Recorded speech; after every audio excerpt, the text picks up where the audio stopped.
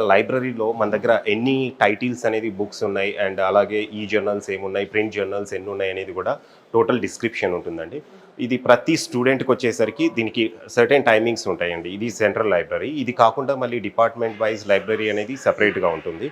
So ఇది central library. దీనికి certain timings అనేది ఉంటాయి. ఈ టైమ్స్ అనేది స్టూడెంట్ యాక్సెస్ చేసుకోవచ్చు అనమాట. పర్ఫెక్ట్. Please come. చదువుకునే పిల్లలకి లైబ్రరీ చాలా అవసరం కాబట్టి ఎస్ మేడం. సో ఇక్కడ మనము ప్రింటెడ్ బుక్స్ అనేది డిపార్ట్మెంట్ వైజ్ అనేది సెగ్రిగేట్ చేసి పెట్టామండి.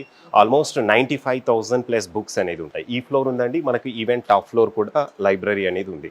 డిజిటల్ లైబ్రరీతో పాటు ఇక్కడ మనకు ప్రింటెడ్ బుక్స్ అనేది కూడా మొత్తం దొరుకుతాయండి.